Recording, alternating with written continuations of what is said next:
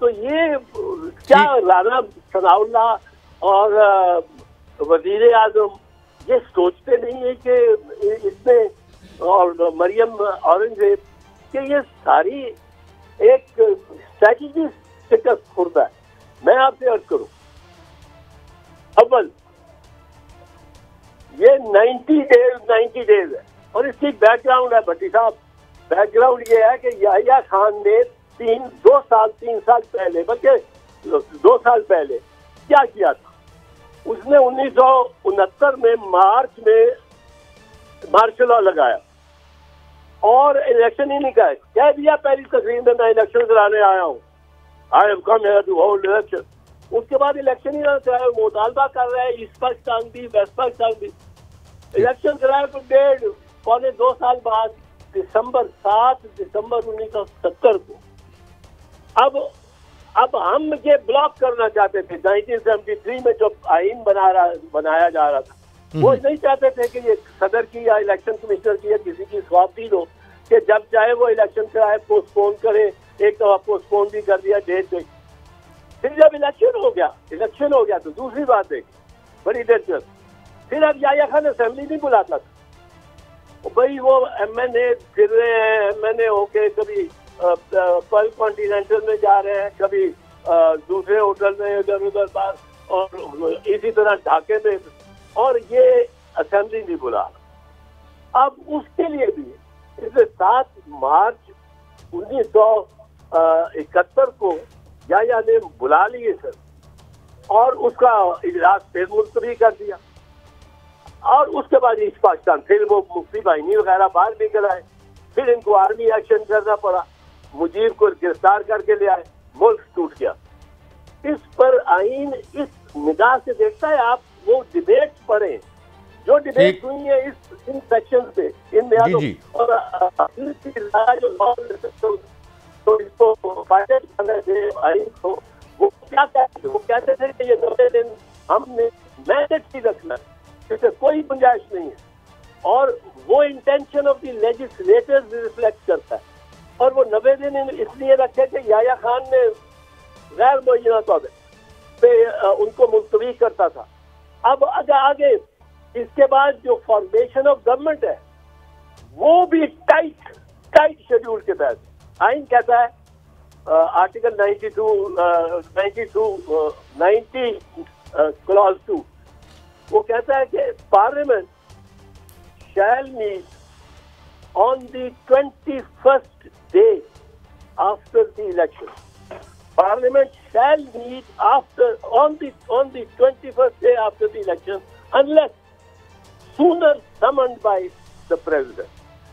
21ویں دن سے آگے نہیں جا سکتے۔ اچھا، آئین تو اس حوالے سے آپ نے وضاحت کر دی تزاد صاحب، میں ایک اور آپ سے سیاسی سوال کرنا چاہتا ہوں، اور وہ ہے یہ جو جیل بھرو تحریک ہے، پہلے بھی آپ اس کی وضاحت کر چکے ہیں کہ یہ کوئی افیکٹو طریقہ ہے پروٹیسٹ کا، اس سے کوئی فرق پڑے گا یا ایکسرسائز ان فیوٹیلیٹی ہے؟ نہیں، مجھے تو کوئی اتنی ایکسرسائز نہیں لگتی، اور بڑی عجب وقت پہ کر رہے ہیں کہ اگر وہ آپ کو اور سب کو، آپ کے لیڈر کو اور آپ کے جو کینڈیڈیٹس ہیں، لوکل کینڈیڈیٹ، ان کو وہ اٹھا کے اندر کر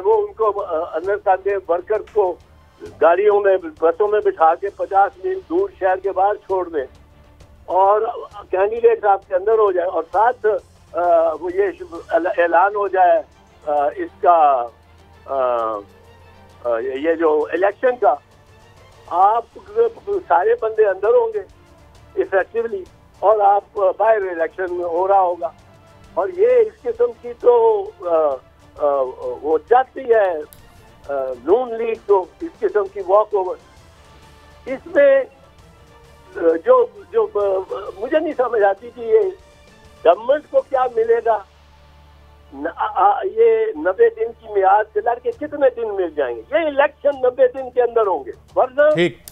ورنہ یا مارشل لا لگا ہوا ہوگا۔ اچھا اعتراض صاحب، نہایت احترام سے، ایک تو لیگلی پوزیشن آپ نے بارہا پہلے بھی رہنمائی فرمائی، لیکن حکومت تو اس کو مانتی نہیں، ایون کہ وزیر قانون صاحب فرماتے ہیں کہ اس میں کوئی گنجائش نہیں ہے، 90 دن سے جتنا مرضی آگے لے جائیں،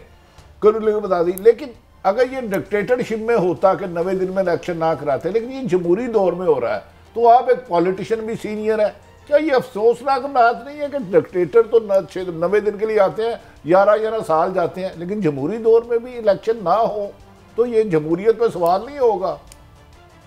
سر یہ امپریشن پڑ رہا ہے کہ 11 جماعتیں جس میں ہماری پارٹی اس کے ساتھ ہے وہ بھاگ رہے ہیں الیکشن، کیونکہ عمران خان پتہ نہیں وہ جائنٹ کلر آ گیا ہے اور وہ کیا کر دے گا، وہ جتنا بھاگتے ہیں یہ ہم دور، اور کوئی زیادہ جا بھی نہیں سکتے۔ سپریم کورٹ میں جس دن یہ معاملہ گیا، یہ سپریم کورٹ نے کہا نا 90 دن میں آپ الیکشن کراؤ جی، چیف الیکشن کمشنر صاحب جاؤ، شیڈیول کے لیے ٹائم تھوڑا رہ گیا۔ گورنمنٹ کا تو دیکھیں یہ آپ پریس کانفرنس آپ نے دیکھی ہوگی، آج ساتھ بیٹھے اسحاق ڈار صاحب کہتے ہیں کہ ان کا پاکستان میں کوئی کاروبار نہیں ہے، تو پاکستان میں کوئی ان کا وہ فائنینشیل دیکھ نہیں ہے، ان کا کوئی کاروبار نہیں، ان کا جو کاروبار ہے باہر ہے، اور بیٹوں نے بڑا اس کاروبار میں برکت ڈالی ہے اللہ تعالیٰ نے۔ اور اچھا اب اگر آپ کا کاروبار سارا باہر ہے اور آپ فائنانس منسٹر ہیں تو اس کا مطلب ہے جب آپ ڈالر کی قیمت ڈٹرمن کرتے ہیں یا مارکیٹ کو کرنے دیتے ہیں یا ڈالر کو اونچا جب لے کے جاتے ہیں تو آپ کے اثاثے بڑھتے ہیں۔ بھائی صاحب ہمارا روپیہ تو ہماری جیب میں تو روپیہ ہے وہ کم ہوتا جا رہا ہے۔ آپ فائنانس منسٹر کس جواز سے بیٹھے ہیں؟ آپ پہ تو کرمنل کیس بنتا ہے فار کانفلکٹ آف انٹرسٹ، یہ ڈائریکٹ کانفلکٹ آف انٹرسٹ ہے، because he can manage the currency value, اور اس کے اپنی ذات فائدہ۔ Dollar up Pakistan down, dollar down down Pakistan up. یہ تو یہ اتنی ڈٹائی سے یہ بیٹھے ہیں۔ کسی نے مجھے کہا کہ یہ تو بھاگ گئے ہیں، میں نے کہا پتا نہیں لگتا تو شاید اسی طرح ہی ہے۔ یہ تو he can't be saved from prosecution۔ اچھا اعتزاز صاحب، یہ جو آپ نے بات کی اور آپ بڑی بے لاگ بات کرتے ہیں، ظاہر ہے آپ کی پوزیشن اور حیثیت بھی یہی ہے، لیکن یہ فرمائیے کہ پھر یہی تو لگتا ہے کہ جیسے ہم نے جیسے میں نے شروع میں کہا تھا کہ کوئی ہمارے لہ پالک ہیں، کوئی ہم نے گود لیے ہوئے ہیں کہ جناب جو الیکشن کمشنر صاحب بھی جو ہے وہ کسی کی مبینہ طور پر کسی کی نجی مرضی پر ہی چل رہے ہیں، جو جس طرح سے آپ نے کہا۔ کیا یہ تاثر درست ہے اور یہ باور کرنے میں عوام حق بجانب ہے یا یہ غلط تاثر ہے؟ نہیں، یہ تاثر درست ہے، یہ تو بہت اب تو حد ہی کر رہی ہے۔